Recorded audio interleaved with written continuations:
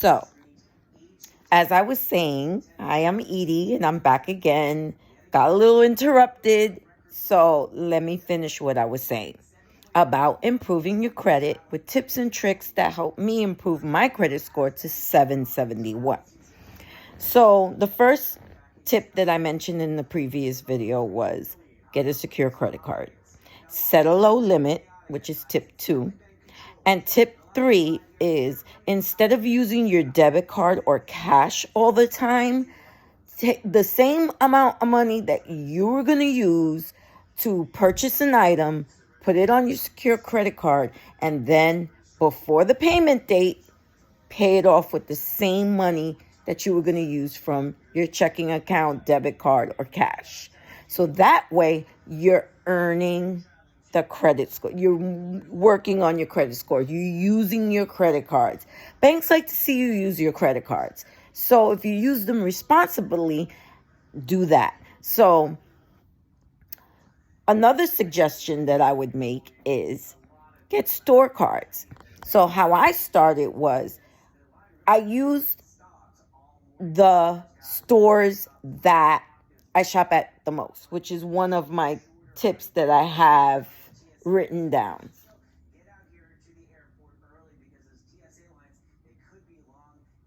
Store cards, right. Store cards. Only get the ones you shop at the most, which is key. A lot of stores like to pressure people when they're at the checkout. Oh, get a certain amount % off if you sign up for the card. But if you don't shop there frequently enough, don't bother getting the card. It's a hard inquiry, which affects your credit score. It dips it a little bit, but not by that much. You can always bring it back up again. And secondly, it just invites you to go to the store and shop for things that you wasn't planning to buy. So only get the store cards that you shop at the most. So that's what I did when I started establishing my credit, in addition to having a secure credit card. What I did was I have children, but 2 of them are grown and 1 is still young. I got a Children's Place card and an Old Navy card, because those are the 2 stores that I shop at the most for my daughter's school clothes. And every time that I was going to get ready to go buy her a new wardrobe, instead of using my debit card like I used to do in the past, I used the Old Navy card and saved the money that I was going to use to buy her clothes. Take that, pay off the Old Navy card on time, and then what I got? Points on my credit score. So that's another example of how you're working on your credit. Take the money that you're going to use to put on a purchase, instead use your credit card, and then immediately pay that balance off with the money that you were going to use anyway. So that's a tip number 3. Here's another big tip, and this is what's really going to help you. Think of your 30% as your real limit, your actual limit, instead of the actual credit card limit. This is what people get jacked up the most. People think of their limit, like let's say for instance, $1,000 or $500. Let's make an easier example.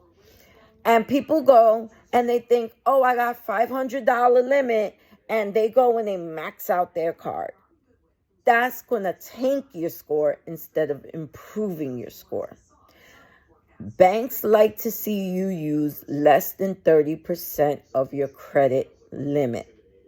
So what I would suggest is whatever your credit limit is, calculate that limit, take away 30%, and whatever the number is, that's your actual limit. So if your credit limit is $500, take away 30%, that leaves you with $250. So that is your actual limit. Set that as your limit. So when I had my secure credit card, I never went past $250. And if I did in a moment of an emergency, because sometimes things arise that you're not expecting, I would pay that overage immediately and then go pay my bill and bring my card back down. So always think of your 30% as your actual limit. I'm doing so well with that my credit utilization is like 13% of my limit, and my credit cards combined is a very high limit, and I'm only using 13%. And I'm going to get to why I'm only using 13% in a minute. So again, think of your 30% as your limit instead of the actual limit. Pay your bill before due date. That's number 4 or 5. I'm not even going in order. Key. How I do it is, as soon as I get paid, I pay my bill. I don't even wait till the due date. Banks like to see you pay early, because if you pay the day of or the day after, it's a late charge. It's not really going to do anything to impact your score. Paying early does, and it improves your score. So my suggestion is pay your credit card bills and your balances when you get paid, not the actual due date. So I get paid every 2 weeks on a Friday. That's when I pay. So for instance, this pay period, I got paid on the 8th and today the 22nd. So guess what I'm going to do? I'm going to pay down some of my debt, which is like my Apple, my Amazon. They're not due. My Apple's not due to the 31st. And my Amazon is not due till January 3rd. But I'm not going to wait till then, because I probably won't have enough money to pay the bill. I have money today, I'm paying that bill. So pay your bills on your paydays. Pay them early. Early is key. Pay half and half, which is tip number 6. And what I mean by that is, a lot of people think that by paying the entire balance as soon as they get paid improves their credit score. No, it doesn't. Banks need to make money. And how they make money on credit cards is interest. But here's the trick with interest. You want just a little bit of interest to accumulate or accrue, but you don't want to let the interest pile up to where it makes the bill impossible to pay. You don't want it to balloon out of control. So what I've learned is to pay half my credit card bill in one pay in the first pay cycle. Excuse me, I'm stuttering over here. Pay half of your credit card bill on your first pay cycle. Then when you get your second pay cycle, pay it off, which I call zeroing out. Key. So pay half and half so that you're paying it off and you're not letting the card balloon out of control. You're not letting it get maxed out. You're not letting interest accumulate to where now the interest is so high you can't even pay off the original balance. All your money is going towards the interest. You're just letting a little bit of interest accumulate so that the bank makes money, but you're paying it off in a timely fashion. And that's the key. And that brought me to my next point. Just let a little bit of interest accumulate. So we established that. Next on my list is zero out the card before putting any more charges on the card. That's another thing that improved my card so much, is that I plan out my purchases. And I've been doing that before I started working on my credit. In my budgeting video, I talk about that. How I will, if I wanted something or if I needed to do an event, take my kids out, do something special, I always planned ahead of time, and I'd save, roll over, and that's how I got things done on a minimal, on a low income budget. So I plan my purchases out. Like right now, perfect example. I need a new computer and I want to get a MacBook, right? But I just got this iPhone 13 and I just got my daughter the 13 mini. And I'm still paying that off on my Apple Card because my Apple Card is only for Apple purchases because they don't charge you interest on Apple products. So that's what I do. So I'm still paying off the phones. Even though I have enough credit on the card to go and purchase the laptop, I want to make sure that I pay off the phones first. So that way, the card is not over 30%. It's not a challenge to pay off. It won't feel like I'm taking forever to pay it off. So pay off your purchases before piling something else on. That's what a lot of people do wrong. They think that credit cards are free money. It's not free money. It's money you have to pay back. So zero out the card before putting any more purchases on the card. So once I get to my 30% and I stop using that card, I go back to my debit card or switch accounts, which I'm going to get to in a minute. I don't pile more stuff on until I zero out the card. So zeroing out the card before you add another purchase is key. Pay off your previous balance so that you show that you know how to pay things off. And then start using the card again. So zero out before putting anything on your card, which brought me to my next point, plan out your purchases. I explained that just now. Plan out your purchases. So tax time, as soon as I zero out all my cards, that's when I plan to buy my laptop.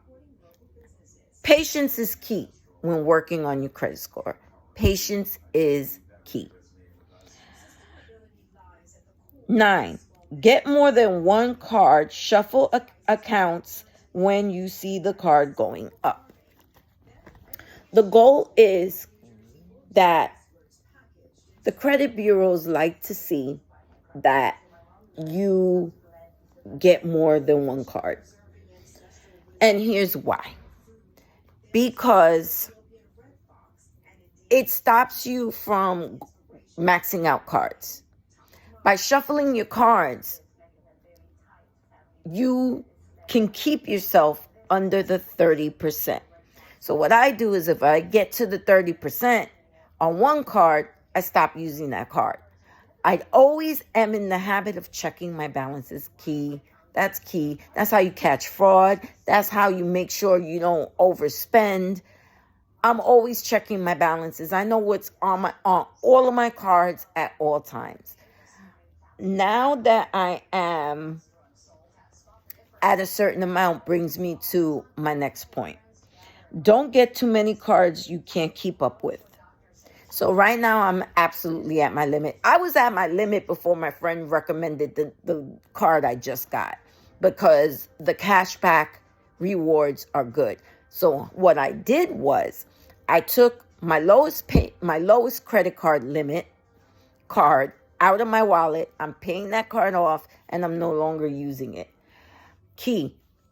You don't want to tank your score. Don't close an account. Don't ever close an account. Just stop using the card. Like my daughter doesn't like Children's Place clothes anymore. So I stopped using that card. Instead of closing the account, what I did was I just took the card out of my wallet. I no longer use it. I haven't used it in years and it's fine. So what I'm going to do is phase out one of my current cards for the new one I just got. And I am at my limit. I cannot afford to manage any more accounts than what I'm already managing. So, key, Don't get too many cards you just can't keep up with. Only have more than one card, like 2 or 3 cards is enough.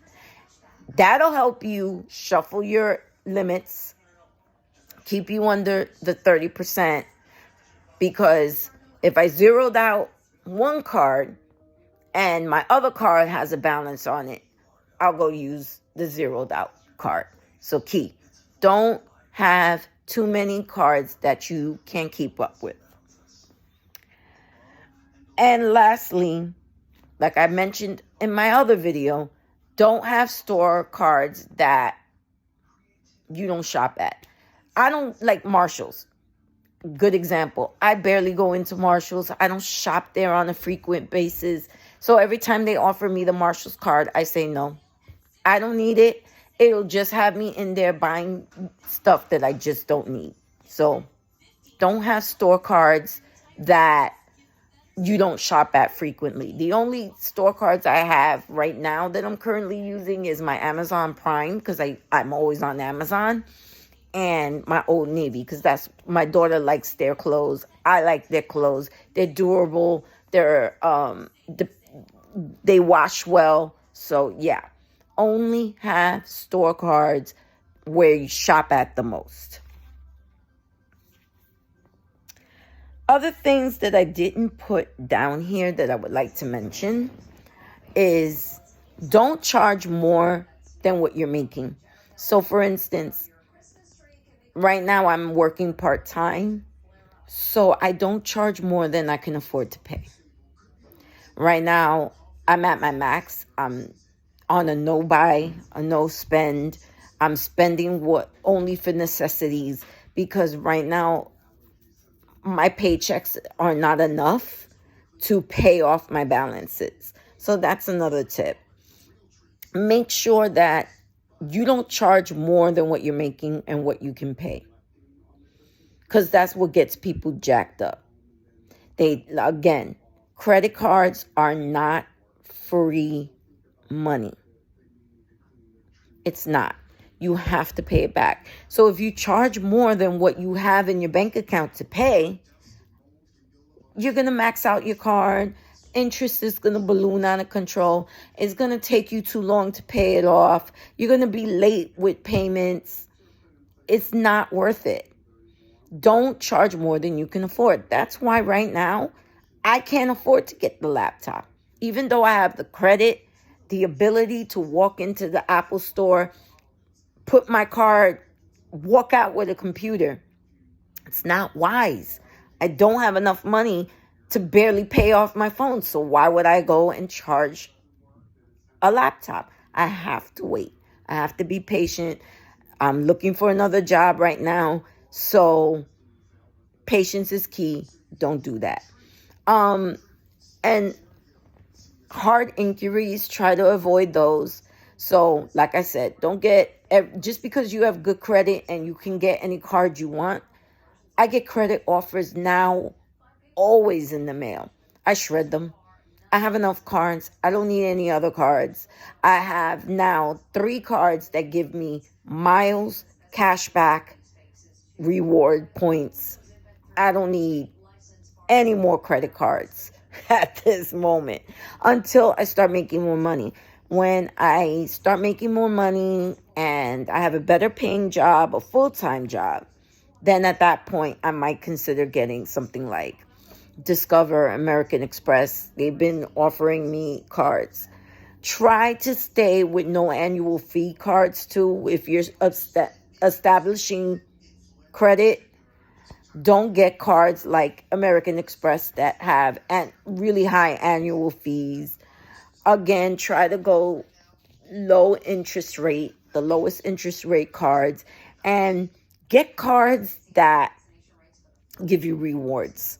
I just cashed in my reward points for my custom cash and was able to put it towards the bill, and that serves as a credit card payment early, and it helped bring down my balance. So don't waste your time with cards that don't give you any rewards. Now, granted, when you're starting out, your first secure credit card is not going to have reward points. So bear that in mind. That's something you have to work towards. So, and that's why I phased that card out, because as I mentioned in my other video, the previous video,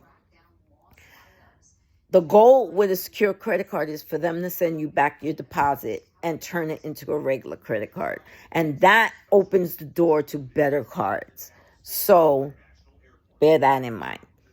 Oh, and another thing that I failed to put on my list to mention is that you want the perks, you want the rewards, you want them to offer you cards, and you also want the credit card companies or the banks to constantly raise your limit. That's how you know you're improving your credit score, aside from checking Credit Karma and Experian apps, that track your credit. And you're entitled to a free credit report annually. So request it, because it's good to have your annual credit report. But every time I turn around, I'm getting an increase. Sometimes I don't even realize how high my cards have gotten. Because again, I don't charge more than I can afford. I stay under my 30%. So I really don't pay attention to my limits going up. But periodically, without me requesting it, without me updating my account information, which is like my income and stuff like that, they raise my limits all the time. So that's how you know you're doing well, when they start raising your limit without you requesting it or without your knowledge. They just say, hey, you're doing so great, we're going to increase your limit. Why? Because they can trust you. They know you're a reasonable shopper. You know how to use credit. You know how to take care of your bills. You know how to pay on time, or if anything, early. Early is key. So I hope these tips help you. Follow me on my cash stuffing journey. I have 2 channels, Iris Edie, Edie with a Plan, and good luck. And hopefully you raise your credit score. And another thing that I want to say before I go about credit scores, it's hard. It fluctuates. So if you see a dip in your score, sometimes I dip because I go over my 30%, or I'm getting to my 30%, or my balance increases because the banks and the credit bureau notices that they know that I keep my balances low. I keep my credit utilization low. So sometimes when I'm overspending and I'm, out of necessity, sometimes it dips. But as soon as you pay off your balances, it goes right back up. So don't get discouraged if your account goes up and down, up and down, up and down. That happens. Your score, my bad. When your score goes up and down, don't feel bad. It happens. Sometimes when you're opening a new card, it dips. You're applying for an apartment, applying for a car, buying a car, it dips. So don't get discouraged. That happens. It dips, but it goes back up. So, yeah. And then that tells you you're spending too much. You're going too close to the 30%. It's time to cool it. Take a chill. Take a pause. Don't go so crazy. So, again, follow me on TikTok, YouTube, and both my channels, Edie with a Plan, Iris Edie, and good luck to everyone. And I hope my tips and tricks help.